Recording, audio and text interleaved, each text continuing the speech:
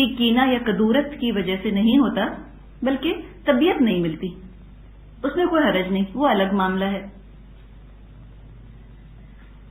ابھی تک جو ہم نے بات کی وہ شرعی وجوہات سے بغض رکھنے کی ہم نے بات کی۔ سارا بغض شرعی وجوہات کی بنا پر نہیں ہوتا، اور بھی کئی وجوہات ہیں بغض پیدا ہو جانے کی، آپس میں کینہ پیدا ہو جانے کی، غل پیدا ہو جانے کی، ہیٹریڈ، میلائس، ریزنٹمنٹ، رینکر پیدا ہو جاتا ہے۔ امام غزالی رحمۃ اللہ علیہ انہوں نے یہ بات لکھی ہے اپنی کتاب میں کہ وہ غصہ جو انسان کے اندر پیدا ہو اور جس غصے کو انسان برداشت کر جائے دیانت کے ساتھ، یعنی بدلہ لینے کا اختیار رکھتا ہو لیکن پھر وہ بدلہ نہ لے اور وہ غصہ برداشت کر جائے، تو ایسا غصہ بڑا مبارک ہوتا ہے۔ لیکن اگر غصہ آیا، اور غصہ کب آتا ہے؟ جب کوئی زیادتی کرے۔ غصہ آیا اور بدلہ لینے کا دل چاہا، لیکن کوئی ایسی بے بسی ہے کہ بدلہ نہیں لے سکتے، یا بزدلی ہے کہ بدلہ نہیں لے سکتے، تو وہ غصہ اندرونی طور پر جمع ہوتا رہتا ہے، اور پھر وہ جو اندرونی طور پہ غصہ جمع ہوتا رہتا ہے وہ پھر کینہ بن جاتا ہے، وہ بغض بن جاتا ہے۔ امام غزالی کہتے ہیں کہ غصے کا بیٹا کینہ ہے، بغض جو ہے یہ غصے کا بیٹا ہے، اور بغض کے وہ کہتے ہیں کہ یا کینہ جو ہے، کینے کے تو 8 بیٹے ہیں، اور ان میں سے ایک حسد ہے، یعنی کہ حسد جو ہے وہ زیادہ گاڑھی چیز ہے، زیادہ بھاری چیز ہے، وہ بہت بری چیز ہے۔ غل جو ہے یہ نسبتاً ہلکی چیز ہے۔ جب ہم تھوڑا ڈسکس کریں گے تو آپ کو محسوس ہوگا کہ بغض اور حسد میں کہیں کہیں مماثلت محسوس ہوتی ہے، ملتا جلتا سا لگتا ہے، تو ملے گا جب وہ سب ایک ہی خاندان ہے، سب باپ بیٹے ہیں، تو کہیں نہ کہیں کوئی نہ کوئی مشابہت تو محسوس ہوگی۔ لیکن حسد رکھنے والا وہ تو جنت میں داخل نہ ہوگا، اور حسد کی کوئی شرعی وجہ بھی نہیں ہو سکتی، کوئی گنجائش ہی نہیں۔ جبکہ غل کے بارے میں ہم نے دیکھا کہ غل نسبتاً ہلکی چیز ہے، اگر غل کو یہاں پر کنٹرول کر لیا جائے، دل کو صاف کر لیا جائے، بغض دل سے نکال لیا جائے، تو آگے بڑھ کر وہ حسد میں تبدیل نہیں ہوگا، اور غل یا بغض رکھنے کی شرعی وجوہات ہو سکتی ہیں۔ تو بغض نسبتاً ہلکی چیز ہے، حسد تباہ کن چیز ہے۔ تو ایک بغض کی وجہ غصہ بھی ہوتا ہے کہ اندر ہی اندر غصہ جو ہے وہ پل رہا ہے اور کسی طرح جو ہے وہ بدلہ نہیں لے سکتے۔ اب اس میں یقیناً کوئی نہ کوئی زیادتی ہوئی ہوتی ہے تو غصہ آتا ہے۔ ایک شخص ہے، اس نے زیادتی کی، اب اس نے زیادتی کی، اب اس سے بدلہ نہیں لے سکتے، اب اس کے خلاف نفرت، اس کے خلاف ریزنٹمنٹ جو ہے وہ دل کے اندر ابلتی رہے گی۔ یہ چیز جو ہے بغض والی چیز، یہ سسرالی رشتوں میں ہمارے ہاں زیادہ پائی جاتی ہے، دلوں کے اندر بغض کو پالا جاتا ہے۔ ساس ہیں، اب وہ اچھی نہیں لگتی، وہ ڈانٹتی ہیں یا تانا دیتی ہیں، اب وہ ہیں بڑی پاورفل۔ بیٹا جو ہے وہ بہت فرما بردار ہے اپنی ماں کا، بہو کچھ نہیں کہہ سکتی ساس کو، کمزوری کی وجہ سے بدلہ نہیں لے سکتی نا، اب اپنے دل میں بغض پالے گی، اور جب دل کے اندر بغض پڑ جاتا ہے، اب دل چاہتا ہے کہ اس شخص کو تکلیف پہنچے، اس کی تکلیف سے خوشی محسوس ہوتی ہے، یا چھوٹی چھوٹی باتوں پر مخالفت کرتے ہیں جس کے خلاف بغض ہوتا ہے۔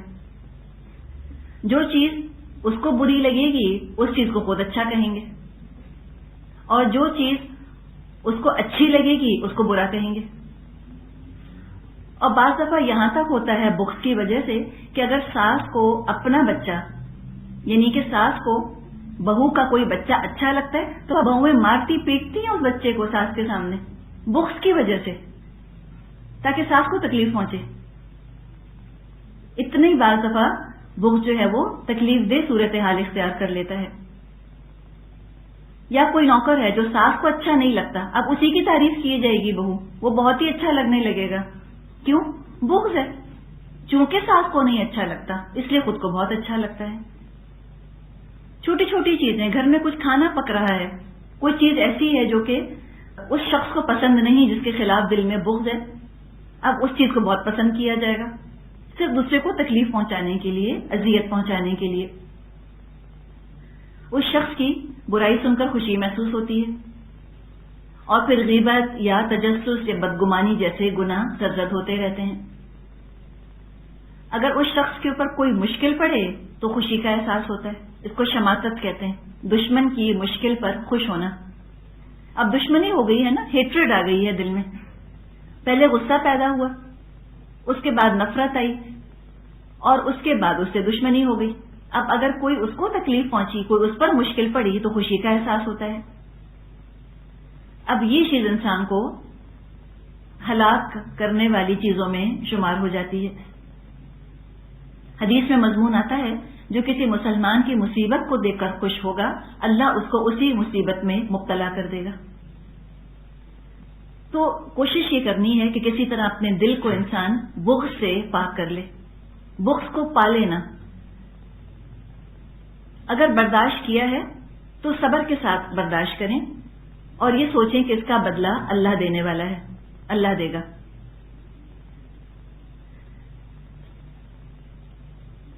اب اگر کسی نے زیادتی کی تو نیچرلی انسان کے اندر یہ چیز پیدا تو ہوتی ہے نا، بغض تو پیدا ہوگا. کسی نے ظلم کیا کسی دوسرے کے اوپر، تو جس پر ظلم کیا گیا، جس کے ساتھ زیادتی کی گئی، اس کے اندر بغض تو پیدا ہوگا. اب اس بغض کو دور کیسے کیا جائے؟ اس میں امام غزالی نے واقعہ نقل کیا ہے افق والا، عائشہ رضی اللہ عنہا کے اوپر جو جھوٹا الزام لگایا گیا تھا منافقوں کی طرف سے. سورہ نور میں اس کا تذکرہ آتا ہے.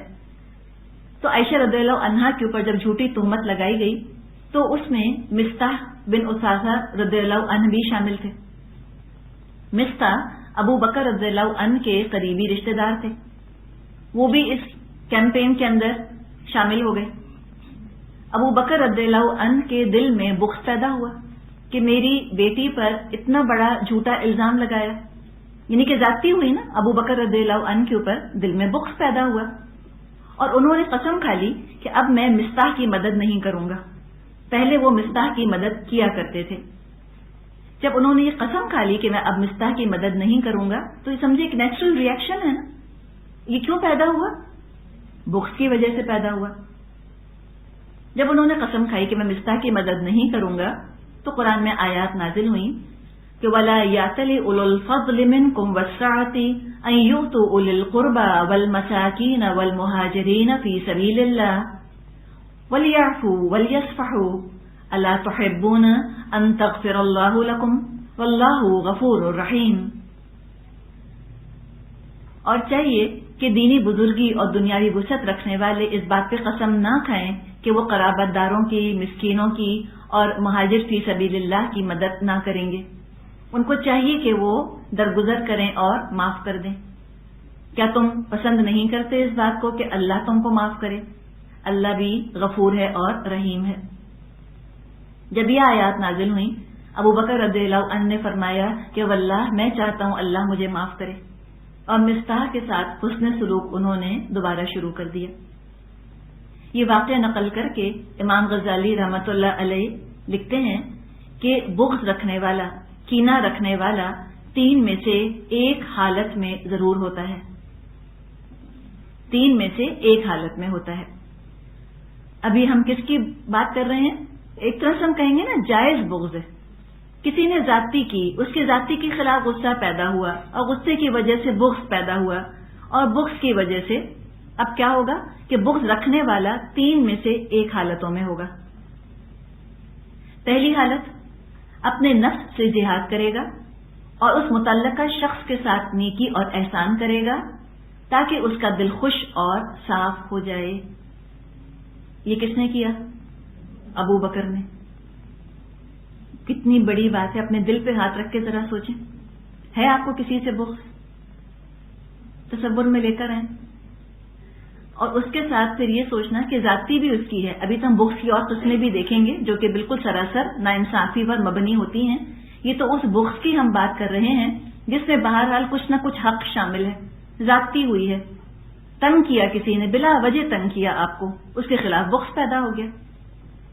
اب اس کے ساتھ ایسا سلوک کرنا کہ وہ شخص راضی ہو جائے, اتنا احسان کرنا, اتنا نیک سلوک کرنا, اپنے نفس کو سمجھانا کہ تم اچھا سلوک کرو اس شخص کے ساتھ, یہاں تک کہ اس کا دل خوش ہو جائے, اس کا دل صاف ہو جائے, بڑی بات ہے. اس کو وہ فرماتے ہیں امام غزالی کہ یہ صدیقوں کا درجہ ہے, ابو بکر صدیق. دوسرا درجہ کہ جس کے خلاف بغض ہے اس کے ساتھ نیکی تو نہیں کرتا لیکن برائی بھی نہیں کرتا, اس کا برا بھی نہیں چاہتا, اس کی غیبت بھی نہیں کرتا, اس کی تکلیف پر, اس کی مشکل پر خوش بھی نہیں ہوتا, اس کا برا نہیں چاہتا, بلا وجہ مخالفت نہیں کرتا, یعنی نیکی نہیں کرتا تو برائی بھی نہیں کرتا. یہ پرہیزگاروں کا درجہ ہے, یہ بھی اچھا ہے. تیسرا, کینے کے تحت برائی کرنے لگتا ہے. اب دیکھیے کیا ہوا, اس شخص پر ظلم ہوا, اس کو غصہ آیا, اور جب اس کو غصہ آیا اس کے دل میں بغض پیدا ہوا, اور اب اس نے کیا کیا کہ جس کے خلاف بغض ہے اس کو ہر وقت نقصان پہنچانے کی کوشش میں لگا رہتا ہے. اس شخص نے تو ایک ظلم کیا, یہ کئی دفعہ اس پہ ظلم کر بیٹھتا ہے, تو بغض کی وجہ سے اب یہ شخص خود ظالم ہو گیا, ہر وقت اس کی برائی کی ٹو میں لگا رہتا ہے, اس کے عیب تلاش کرتا رہتا ہے. کسی مجلس میں اس کا عیب سنتا ہے تو بہت خوشی محسوس ہوتی ہے. کبھی ہم نے سوچا کہ بہویں اتنی خوش کیوں ہوتی ہیں ساسوں کی برائی سن کر؟ بغض کی وجہ سے. یہ گھر گھر کا مسئلہ ہے, اسی لیے خاص ذکر کیا گیا ہے سسرالی رشتوں کا. اس میں بہت زیادہ بغض پالتی ہیں عورتیں دلوں کے اندر, اور کتنی ہی وہ غیبت کر بیٹھتی ہیں دوسروں کی. تو یہ کہ کینے کے تحت دوسرے کی برائی کرنے لگے, دوسرے کا برا چاہنے لگ جائے, یہ درجہ فاسقوں کا, ظالموں کا ہے. اس کو انگلش میں کہتے ہیں ڈبل ویمی. ایک تو اپنے ساتھ زیادتی ہوئی, اور اس کا کوئی صبر کرنے کا پھل بھی اللہ کے ہاں نہ ملا, اس صبر کے بدلے جنت بھی نہ پائی, دنیا میں بھی جلتے بنتے کباب ہوتے رہے, آخرت میں جہنم میں جا پڑے. تو یہ بغض کتنا نقصان دہ ہو گیا, کتنا تباہ کن ہو گیا. تو اگر کوئی اس طرح زیادتی کرتا ہے, اس کا علاج بتا دیا گیا, وَلْيَعْفُوا وَلْيَصْفَحُوا, معاف کر دو, دل صاف کر لو, بغض مت رکھو دل کے اندر. حدیث میں آتا ہے عفو درگزر کرنے والوں کی حق تعالی قیامت کے دن عزت افزائی فرمائے گا, اللہ ان کو بڑے درجے دے گا قیامت کے دن. عتبہ بن عامر رضی اللہ عنہ فرماتے ہیں رسول اللہ صلی اللہ علیہ وسلم نے ایک مرتبہ میرا ہاتھ پکڑ کر فرمایا کہ میں تجھ کو آگاہ کروں کہ اہل دنیا اور آخرت کے فاضل ترین اخلاق کون سے ہیں. پھر فرمایا کہ جو شخص تجھ سے قطع تعلق کرے تو اس سے ملتا رہ, اور جو تجھے محروم اور ناکام کرنے کی کوشش کرے اس کے ساتھ عطا اور عنایت سے کام لے, اور جو تجھ پر ظلم کرے اس کے ساتھ عفو اور درگزر سے کام لے. اس سے کیا ہوگا, دل کے اندر بغض نہیں پیدا ہوگا. تو اگر کسی کے دل میں کسی کے خلاف بغض آ گیا ہے تو اللہ سے دعا کریں کہ اللہ میرا دل صاف کر دے. یوں تصور میں لے کر آئیے جیسے کہ دل ایک آئینہ ہے, ایک شیشہ ہے, جس کو کہ آپ دھبوں سے پاک کر رہی ہیں, صاف کر رہی ہیں, چمکا رہی ہیں. اور جب دل سے بغض نکل جاتا ہے دل ہلکا فیل ہوگا, ذہن ہلکا ہو جائے گا, ریلیکس فیل کرتا ہے انسان. نقصان یہ ہوتا ہے بغض پالنے کا کہ انسان ہر وقت اپسیٹ رہتا ہے, خود جلتا کڑتا بنتا رہتا ہے, اور تعلقات کئی لوگوں سے خراب ہوتے ہیں.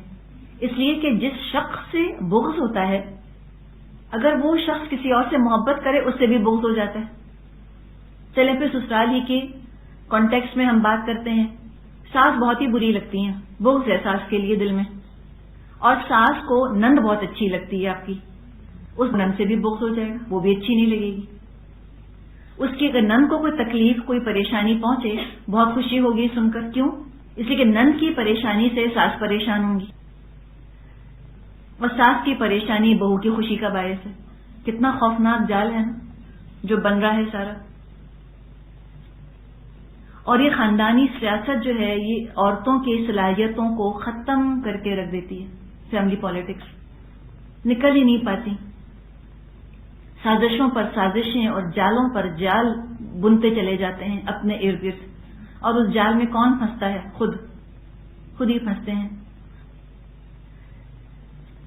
تو توڑیں اس بغض کے جال کو توڑیں. یہ جو بغض ہے نا یہ معمولی چیز نہیں ہے, یہ پورا ٹریپ بن جاتا ہے انسان کے لیے, ختم کر دیتا ہے. جیسے کہ ایک مکڑی ہے نا جو اپنے جالے میں مکھی کو پھانس کر اور مکھی کا سارا رس اور سارا جوس اس کیڑے کا سب پی لیتی ہے, ختم کر لیتی ہے. اسی طرح بغض انسان کو اندر سے کھوکھلا کر دیتا ہے. ساری صلاحیتوں کو, اس کی تعمیری صلاحیتوں کو چاٹ جاتا ہے بغض. ہر وقت ذہن منصوبے اور پلان اور سازشیں کرتا رہتا ہے کہ کس طرح اس شخص کو اذیت اور تکلیف پہنچائی جائے جس سے کہ بغض ہے. تو دنیا کا بھی نقصان ہے اور پھر اس میں آخرت کا بھی نقصان ہے. نبی اکرم صلی اللہ علیہ وسلم نے فرمایا ہے وَلَا تَبَاغَضُوا, ایک دوسرے سے بغض مت رکھو. مسلم اور بخاری میں یہ حدیث موجود ہے. ترمذی اور مسند احمد میں حدیث ہے دَأَبَ إِلَيْكُمْ دَاءُ الْأُمَمِ قَبْلَكُمْ الْحَسَدُ وَالْبَغْضَاءُ هِيَ الْحَالِقَةُ لَا أَقُولُ تَحْلِقُ الشَّعْرَ وَلَكِنْ تَحْلِقُ الدِّينَ. اگلی امتوں کی مہلک بیماری یعنی حسد اور بغض تمہاری طرف چلی آ رہی ہے, اور یہ بالکل صفایا کر دینے والی اور مونڈ دینے والی ہے. میرے کہنے کا مطلب یہ نہیں کہ بالوں کو مونڈنے والی ہے, بلکہ یہ دین کا صفایا کرنے والی ہے.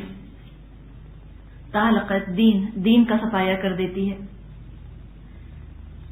ایک اور حدیث میں آتا ہے یورد اعمال الناس فی کل جمعۃ مرتین یوم الاثنین ویوم الخمیس فیغفر لکل عبد مؤمن الا عبدا بینہ وبین اخیہ شحناء فیقال اترکوا ہذین حتی یفیئا. صحیح مسلم میں یہ حدیث ہے کہ ہر ہفتے میں پیر اور جمعرات کو لوگوں کے اعمال پیش ہوتے ہیں, تو ہر بندہ مومن کی معافی کا فیصلہ کیا جاتا ہے سوائے ان دو آدمیوں کے جو ایک دوسرے سے بغض رکھتے ہیں. سوچ لیں ذرا, ان کی معافی نہیں ہوتی, بس ان کے بارے میں حکم دے دیا جاتا ہے کہ ان دونوں کو چھوڑے رکھو یہاں تک کہ یہ آپس کی کینہ اور آپس کی دشمنی سے باز آ جائیں. آپ نے فرمایا المؤمن لیس بحقود, مومن کینہ پرور نہیں ہوتا, دل کے اندر وہ بغض پال پال کر نہیں رکھتا. تو اس چیز سے انسان کو بچنے کی ضرورت ہے. تو ایک وجہ ہم نے دیکھی کہ وہ غصہ جو کہ دل کے اندر دبا رہ جائے, پھر وہ میلیگننٹ ہو جائے, کینسرس ہو جائے, اور وہ دبا ہوا غصہ یعنی بدلہ جو نہیں لے سکے وہ کسی اعلی ظرفی کی وجہ سے نہیں ہے, بلکہ بزدلی کی وجہ سے, کمزوری کی وجہ سے, مجبوری کی وجہ سے بدلہ نہ لے سکے. اب وہ غصہ دل میں پلتا رہا وہ اس کی شکل اختیار کر گیا. ایک یہ وجہ ہوتی ہے. ایک اور وجہ یہ ہوتی ہے, اب چلیں اس میں ہم مثال لیتے ہیں ایک گھر کی جس میں کہ دو بہنیں ہیں. ماں جو ہے ایک بہن کی تعریف کرتی ہے, اب جو دوسری بہن ہے اس کو اپنی اس بہن سے بغض ہو جاتا ہے. ہوتا ہے نا. اب اس میں اس بہن کا کوئی قصور نہیں, وہ اپنی ماں کی فرما بردار ہے, ماں کا بہت خیال کرتی ہے. یہ ہو سکتا ہے چھوٹی بہن ہے, یہ اپنی ماں کی اتنی فرما بردار نہیں یا ماں کا اتنا خیال نہیں کرتی, اور ماں جو ہے اس طرح بڑی بہن کی تعریف کرتی ہے چھوٹی کے سامنے. چھوٹی بہن کو اپنی بڑی بہن سے بغض ہو جائے گا تعریف کی وجہ سے. اسی لیے اسلام نے پسند نہیں کیا کہ کسی کی منہ بھر بھر کے تعریفیں کی جائیں, اور اسی لیے اسلام نے پسند نہیں کیا کہ بچوں کا آپس میں مقابلہ کیا جائے. یہ نہیں کہنا چاہیے بچوں کے سامنے کہ آپا کو دیکھو آپا کتنی اچھی ہیں, بھائی کو دیکھو بھائی کتنا اچھا ہے, تم تو بالکل اچھی نہیں ہو, بھائی کتنا اچھا پڑھتا ہے, تم تو بالکل نہیں پڑھتے. یہ جب مقابلے بازیاں کی جاتی ہیں اور اس طرح ایک بچی کی تعریف دوسرے کے سامنے بہت زیادہ کی جاتی ہے